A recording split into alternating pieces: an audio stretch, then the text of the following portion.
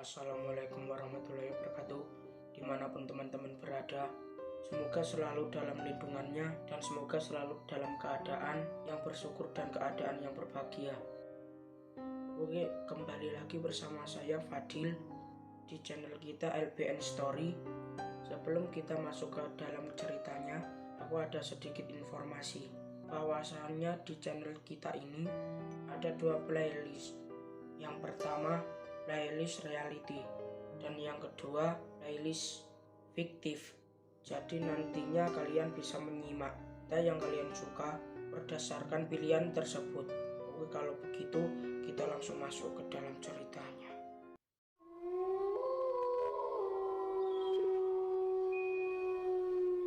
Kali ini aku akan membawakan kisah teror 3 malam di hotel tua. Cerita yang dialami oleh Alwi ini benar-benar membuat bulu kudukku merinding, karena di lantai 3 kamar lain kosong semua, kecuali hanya kamarnya yang ia tinggali selama 3 hari itu. Oh iya, jadi alasan Alwi nginap di hotel itu karena Alwi akan melakukan penelitian yang entah dengan alasan apa. Hanya saja Alwi sangat tertarik dengan problem yang terjadi di kota tersebut dan berusaha membuat suatu analisis yang harapnya nantinya bisa jadi penawar untuk memecahkan suatu permasalahan lama di kota tersebut. Oleh karena penelitiannya atas inisiatif sendiri, jadi dia harus rela rogoh kantongnya untuk memenuhi segala penunjang dan kebutuhan penelitian dalam jangka 3 hari itu. Itulah alasan mengapa Alwi memilih hotel tua tersebut. Lain harganya yang murah, untungnya hotel itu juga dekat dengan lokasi penelitian. Pada awalnya Alwi memang sempat ragu karena pada saat dia searching rekomendasi hotel terdekat lokasi penelitian itu, Alwi mendapatkan jawaban yang tidak pasti terkait berbagai hal tentang hotel tua tersebut. Bahkan ada juga cuitan internet yang mengatakan bahwa hotel itu telah lama terbengkalai. Namun ada juga yang mengatakan bahwa hotel tersebut masih berfungsi. Alwi sempat juga mencari hotel tersebut pada suatu platform karena rencananya dia ingin booking online agar sesampainya pada kota tujuan ia sudah langsung menemukan tempat istirahat. Akan tetapi setelah mencari-cari, Alwi tak kunjung nemu hotel tersebut. Oleh karena terbatasnya waktu, tanpa berpikir panjang, akhirnya dia nekat untuk berangkat saja dan nantinya bisa langsung datang ke lokasi hotel tersebut. Singkat cerita, Alwi pun sampai di hotel tersebut. Namun hotel tersebut terlihat masih ramai meski keadaan gedung itu sudah tua dan terlihat kusam.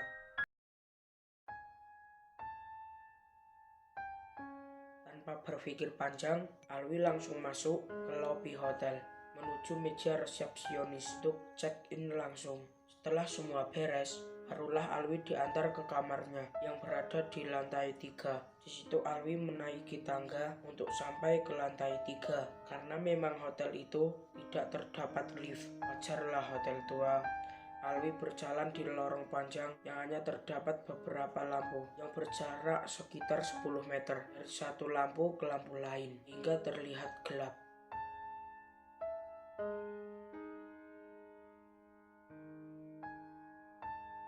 Sampailah Alwi di kamarnya dan pegawai hotel itu langsung memberikan kunci kamar kepada Alwi tanpa sepatah kata pun. Sampai di sini Alwi belum merasakan suatu hal yang aneh, hanya saja hawanya berbeda kan, tetapi dalam pikirnya ya udahlah, kan ini hotel tua. Sesampainya di kamar, Alwi langsung rebahan dan hanya scroll media sosialnya, melihat wajah-wajah kemewahan di Instagram yang penuh dengan kebohongan dan isu-isu toksik semakin membuatnya merasa lelah. Di samping itu, harapnya ada pesan masuk. Aku kan jomblo ya, tidur aja ah, ucap Alwi dalam hatinya. Masih dalam keadaan yang berkeringat, perlahan Alwi mulai memejamkan matanya dan tertidurlah. Selang beberapa jam, Alwi pun terbangun. Dilihatlah jam di HP-nya dan terlihat jam 11 malam. Alwi memang sering tiba-tiba bangun untuk menunaikan ibadah tahajud. Dan biasanya setelah itu, Alwi tadarus Al-Quran dan membaca beberapa buku Karl Namun kali ini Alwi tidak melakukan hal serupa. Alwi bangun karena dirinya merasa gerah. Mungkin karena dari sampai kota X aku belum mandi. Mandi dulu ah. Beranjaklah Alwi ke kamar mandi. Dari sinilah keanehan dan kejanggalan itu mulai menghantui Alwi. Kamar mandi itu kan ada kaca. Ketika Alwi membuka pintu kamar, terlintas sekelebat hitam pada kaca kamar mandi tersebut.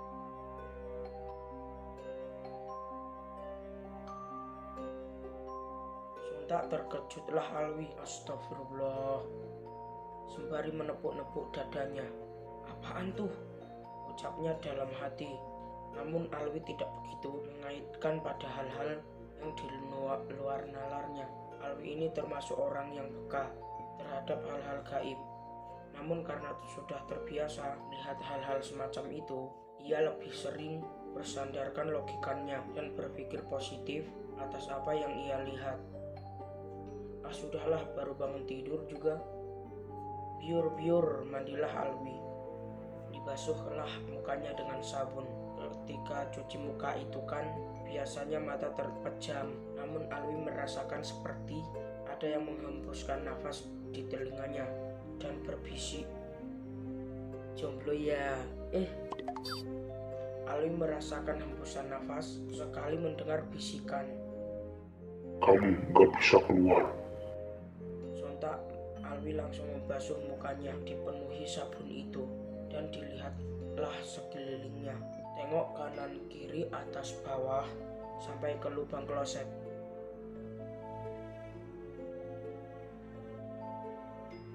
Ngapain ke lubang kloset ya?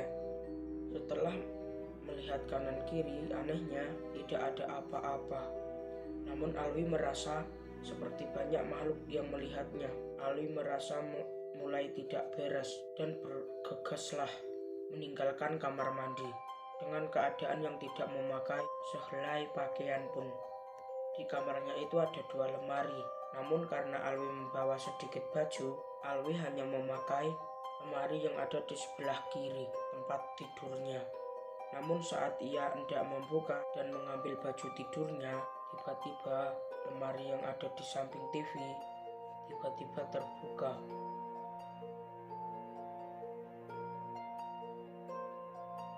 Berbarengan dengan saat ia membuka lemari tempat ia menyimpan bajunya.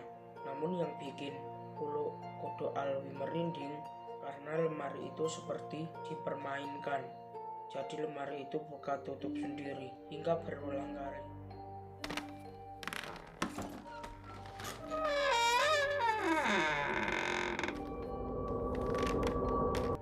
Dibarengi dengan suara cekikikan seperti suara anak kecil yang sedang bermain dan tertawa.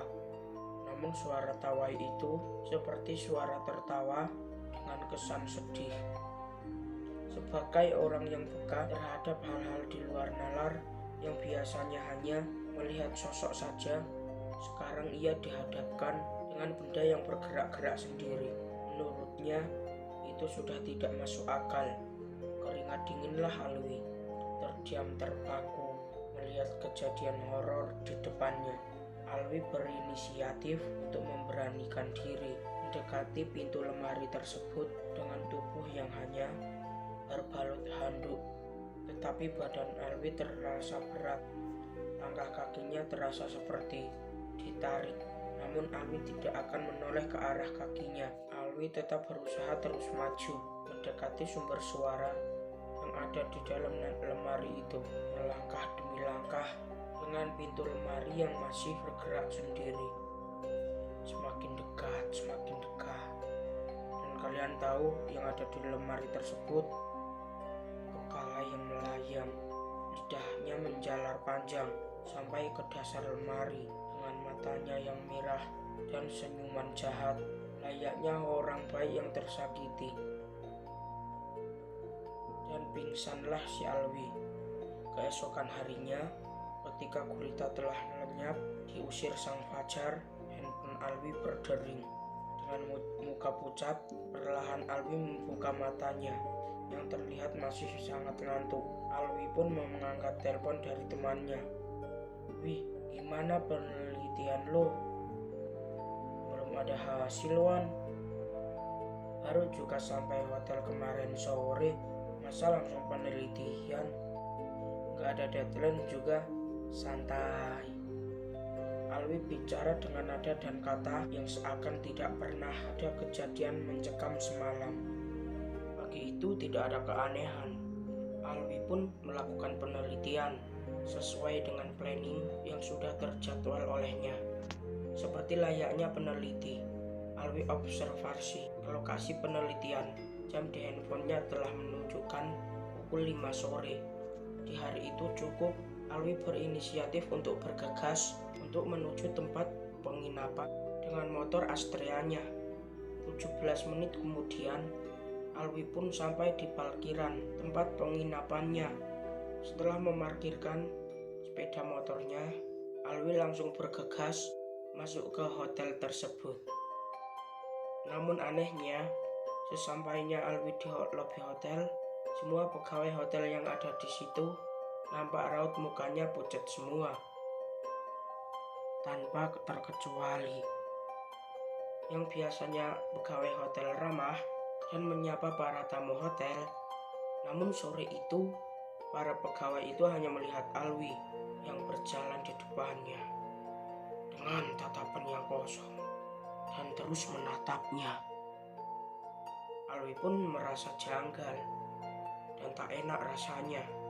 Namun karena telah seharian melakukan penelitian, karena lelah, Alwi tak menghiraukan orang-orang tersebut dan terus berjalan langkah demi langkah menuju kamarnya. Pada saat Alwi berjalan di tangga hotel, Alwi mencium bau wangian, dan ternyata di setiap sudut tangga, pada setiap lantainya terdapat dupa.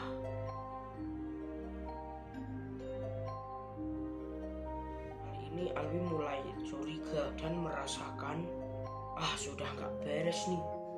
Alwi terus bergegas cepatkan langkah kakinya. Dalam pikirnya, dia ingin segera cepat sampai kamarnya, berjalan dengan agak cepat dan terus berjalan. Karena kamar Alwi berada di pojok hotel tersebut, jadi Alwi pun melewati semua kamar di lantai 3 itu.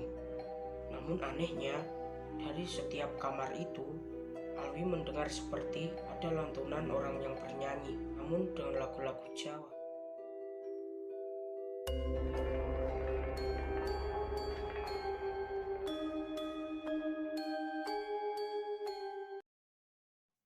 Alwi semakin mencepatkan langkah kakinya. Namun ketika ia berlari dan sampai di depan pintu kamarnya, ia melihat pintu kamar sebelahnya itu terbuka. Karena rasa takut dan suasana yang makin mencekam, Alwi berinisiatif untuk melihat kamar sebelah yang pintunya terbuka itu. Harapnya benar-benar ada tamu yang menginap di situ, sehingga Alwi merasa tidak sendiri lagi. Alwi mulai mendekati kamar tersebut, dan ketika Alwi menoleh ke pintu yang terbuka itu, kalian tahu apa yang dilihatnya? Sosok nenek.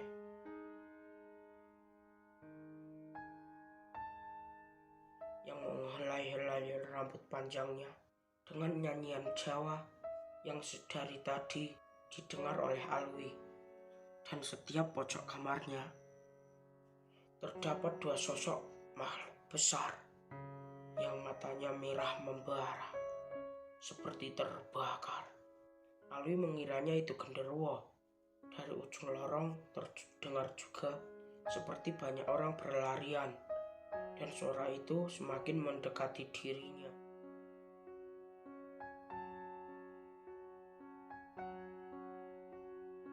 Berbarengan dengan hal itu, tiba-tiba jebret, pintu kamar yang di depannya itu tertutup sendiri. Refleks, Alwi langsung lari ke kamarnya. Dengan penuh rasa takut, Alwi langsung mengunci rapat-rapat pintu kamarnya itu. Alwi langsung loncat ke kasur. Namun pintu kamarnya seperti ada yang ingin mendobrak, dibarengi dengan banyak suara kaki berlarian menuju pintu kamarnya. Suasana semakin mencekam.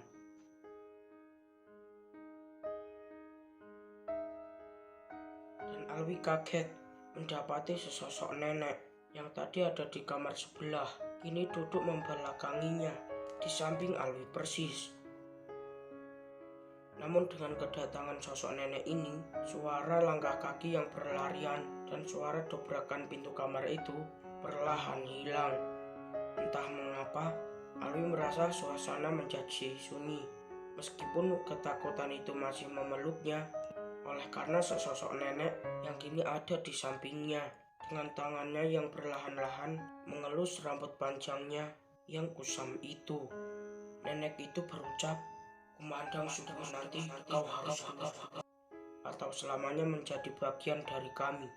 Sambil cekikikan yang terdengar antagonis itu, tiba-tiba sosok nenek itu terbang dan menghilang. Setelah menghilangnya sosok itu, dengan perasaan yang masih diselimuti rasa takut, malam itu juga Alwi berusaha untuk tidak tidur sampai terdengar kumandang adzan. Alwi mencoba percaya dan melakukan perintah dari sosok nenek tadi. Namun detik demi detik, jarum jam pun serasa melambat. Tidak habis begitu saja. Malam yang mencekam ini, suara orang berlarian ini semakin menjadi. Bahkan terdapat banyak suara ketukan dari tembok sekeliling Alwi.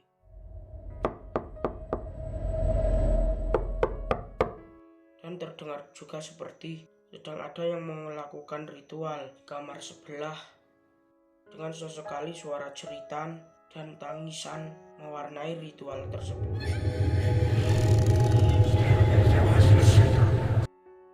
Tiba-tiba, pintu kamar Alwi yang sudah terkunci itu tiba-tiba terbuka. Seperti ada yang menendangnya, dibarengi dengan banyak suara dari kamar sebelah yang seperti berjalan menuju kamar Alwi. Sesekali mendengar suara benturan besi digesek-gesekkan. Dengan segala ketakutan dan kepanikannya, Alwi berniat untuk menutup pintu kamarnya tersebut. Namun badan Alwi terasa berat dan kakinya pun tidak bisa digerakkan, seperti menjadi patung. Panik campur aduk Alwi pada saat itu. Tiba-tiba Alwi kedatangan tamu dengan muka pucat, bau busuk, layaknya bau bangkai. Mereka berkumpul memenuhi kamar Alwi. Alwi pun pasrah pada saat itu. Benar-benar tidak memiliki pilihan selain duduk terdiam dan menikmati ketakutannya. Dan sayup-sayup terdengarlah suara kumandang adzan subuh.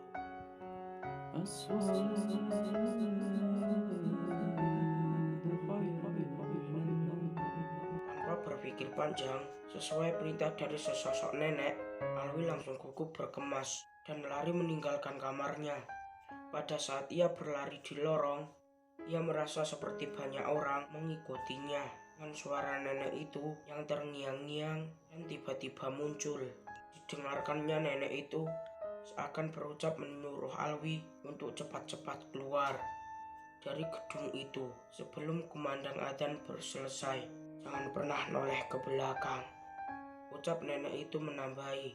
Dan akhirnya Alwi sampai di parkiran. Alwi melihat ada seseorang yang memakai peci putih di seberang jalan, tepat di seberang, di depan gerbang hotel. Alwi berteriak minta tolong, namun orang itu hanya melambai-lambaikan tangannya saja, seperti menyuruh Alwi untuk segera mungkin keluar dari gerbang hotel itu. Dan Alwi pun berhasil keluar dari hotel itu dan menghampiri orang berpeci tadi. Namun anehnya, orang tersebut seperti mengerti kejadian apa yang baru saja dialami oleh Alwi. "Alhamdulillah kamu bisa keluar," ucap orang berpeci itu sambil menawarkan minuman pada Alwi untuk netralisir ketakutannya. Kamu orang mana, Mas? Tanya bapak berpeci itu. "Kota X, Pak," jawab Alwi. "Malam ini Mas nginep di rumah bapak aja dulu," ucap bapak menawari Alwi untuk menginap. Tapi Alwi menyangka bahwa hari itu juga Alwi akan melakukan perjalanan pulang ke kotanya. "Terima kasih, Pak." Alwi langsung saja, lagian sebentar lagi terang. Alwi mau cari masjid dulu buat sholat subuh, ucap Alwi. Tiba-tiba bapak itu berucap, "Coba Mas lihat HP-nya, sekarang jam berapa?" Tanpa basa-basi Alwi langsung membuka HP-nya. Alwi nampak kaget karena waktu itu menunjukkan jam 11 malam. Dalam hatinya Alwi bertanya-tanya, "Loh, bukannya barusan adzan subuh? Tadi itu yang adzan Bapak, Mas." Bapak khawatir kalau Alwi tidak segera keluar dari gedung itu. Alwi kaget karena bapak ini tahu apa yang dikatakan dalam hatinya itu. "Pak, Mas." Alwi lihat ke belakang. Alwi kaget mendapati hotel tua tadinya masih berfungsi itu kini benar-benar kosong, rusak parah. Bahkan sepanjang jalan masuk dari gerbang pun tertutup oleh alang-alang yang menjulang dan menutupi jalan masuk hotel itu. Mungkin kalian bertanya-tanya, sebenarnya bapak ini siapa dan dari mana dia berasal? Kok bisa-bisanya dia tahu semuanya? Singkat cerita, Alwi pun sampai di rumah bapak berpeci itu, dan ternyata bapak-bapak itu tinggal di sebuah perkampungan letaknya di tengah kota, yang ternyata itu merupakan lokasi penelitian Alwi. Mereka pun secara bergantian saling bertukar cerita, ditemani secangkir kopi yang disuguhkan oleh Pak Slamet. Pak Slamet ini penasaran dan curiga pada Alwi. Sedari Alwi sampai ke lokasi penelitian, karena Pak Slamet melihat ada sosok besar yang mengikuti Alwi. Kata Bapak Slamet, "Alwi ini seperti sudah ditandai." Pak Slamet bercerita panjang lebar, dan yang mengagetkan Alwi adalah bahwa hotel yang 2 malam itu merupakan hotel peninggalan koloni yang sudah 9 tahun tidak beroperasi. Dan karena hal itu, banyak sekali orang yang mengaitkan hotel itu dengan hal-hal mistis. Dan oleh karena klaim tersebut, akhirnya tak sedikit yang menyalahgunakan tempat itu sebagai sarana jalan pintas untuk meminta sesuatu yang biasanya akan ada korban di antara perjanjian itu. Dan syukurlah Alwi ini merupakan salah satu yang beruntung bisa keluar dari gedung itu berkat pertolongan Allah dengan perantara Pak Slamet.